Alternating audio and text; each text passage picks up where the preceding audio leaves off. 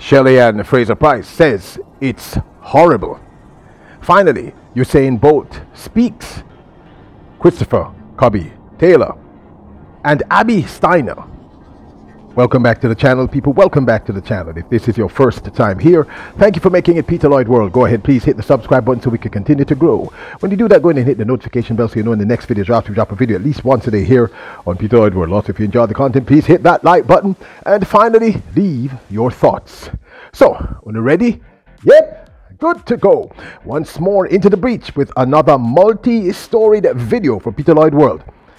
First up, the Cobby one himself, Christopher Cobby Taylor, the 400-meter finalist in both the Olympic Games from 2021, the 2020 Olympic Games, and of course last year's World Championship held in Eugene, Oregon. The 400-meter phenom is Jamaica's greatest hope for a medal, we think, in 2023 in the men's 400 meters. Well, on February the 11th at the Armory in New York City, at the 115th staging of the Millrose Games, the Cobby one himself, Christopher Taylor, will hit the track for the first time for the 2023 season in the men's 400 meters indoors.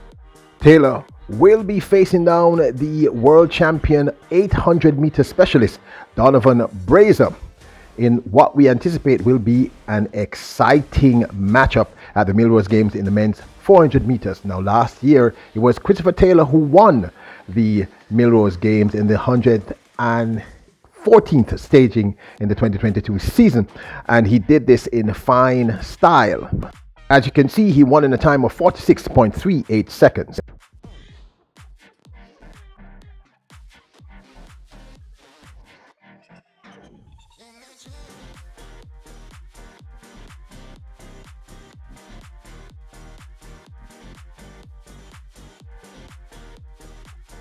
After shocking the world with an opening run for the 2023 season, setting a new world leading time in the women's 400 meters indoor of 51.70 seconds at the Rod McCarvey Memorial in Lexington, United States, Abby Steiner will be hitting the track at the Millrose Games in the women's 300 meters. Abby Steiner should expect serious competition from Jenna Prandini, a world champion and Olympic silver medalist, and Brittany Brown, a world silver medalist. Here is Abby Steiner setting that phenomenal 400-meter world leading time of 51.70 in her opening race for the 2023 season. I'm not lying, that one actually blew me away, okay? That I didn't see that coming. Maybe you all did, but I did not.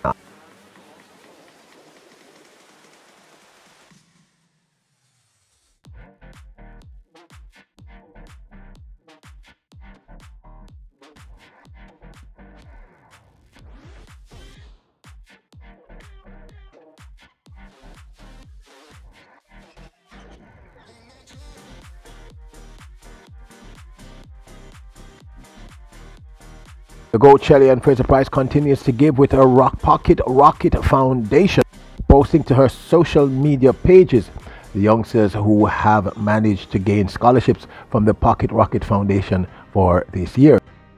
Who you are tomorrow begins with what you do today. Tim Fargo. Your possibilities are endless. You know, we are constantly featuring the fact that Shelley and Fraser Pryce does not stop giving back, and I'm not saying other athletes don't, but she certainly gives and gives and gives. Now, we've been following Rochelle Clayton's trip out of Jamaica to somewhere in Europe. We've been trying to figure out where she is. We know that she's in Europe because she landed in Munich recently. But it seems that one of her stops is the Puma headquarters, which I believe is in Germany. Can you all tell me if I'm correct? Now, last week we brought the very sad, frustrating, and agitating news, bewildering news, that the world's best over the men's 100 and 200 meters, the living legend, the GOAT himself, Usain Bolt. By the way, the other day I said something in a video, I just wasn't thinking clearly. I meant to say Noel Lyles, the world's best for the 2022 season, and I said the world's best alive. So I apologize to Usain Bolt, Of course, Johan Blake and all the yardies who were very upset about that. It was just an innocent mistake. Now, getting back to the story. Well, we're all aware we broke the story about the very unfortunate and, like I said, aggravating situation regarding the world's best Usain Bolt, who apparently had $12+ million invested in SSL, which is the Stocks and Securities Limited, a scandal which I believe many of you may have heard of by now. He was fleeced alongside, I think, 30 persons at Stocks and Securities were fleeced of their monies by a former employee. He in particular lost, I believe, according to his lawyers, $12 million US. This money was money set aside for his retirement and for to maintain his mother and father. I mean, clearly anybody would be unbelievably angry about this. We are here very agitated and just bewildered that this could happen. But he finally put out something in response to this horrific situation we've been hearing from his lawyers, etc. But it's not quite the way you expected it to be. Now, for copyright reasons, we can't hear the music, but at least read the words. It tells you the sentiment. So I uploaded the video before, had to take it down because I received a copyright claim regarding the music. So just read the words. I'm sorry, my friends.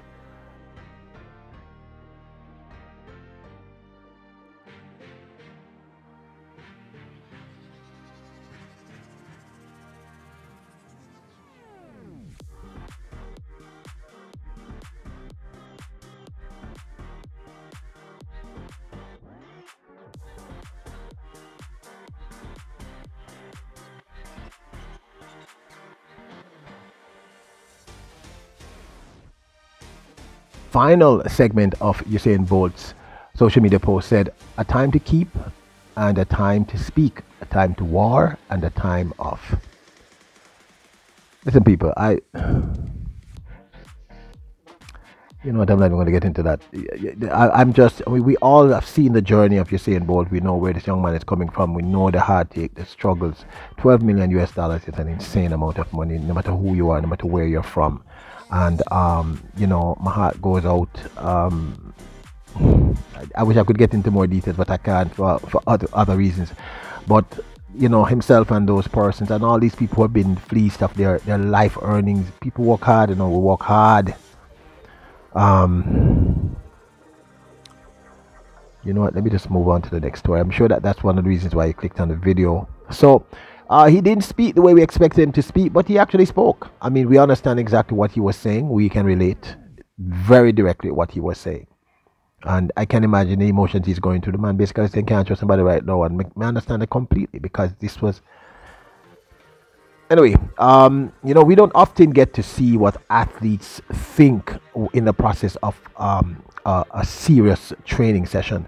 And, you know, one of the reasons why we just love how transparent Shelly and Fraser Pryce is. She does talk. She talk the things. Always a diplomat, but we wanted to share this. She shared this after a training session, and I just wanted you to have a look in as to, you know, what the athlete goes through. And she said it's horrible. Listen, all we know one day, you're off a day. Because me tell you, mentally, if you know, just get in your head and say, listen, we're going to do this, it not going to happen. Honest to God, it not going to happen. But mornings like these, you feel good after, but horrible during. No, sir. Like me, I feel I'm reaching a stage where I'm supposed to get some 30 meters. Coach must just give me 30 meters only, nothing else.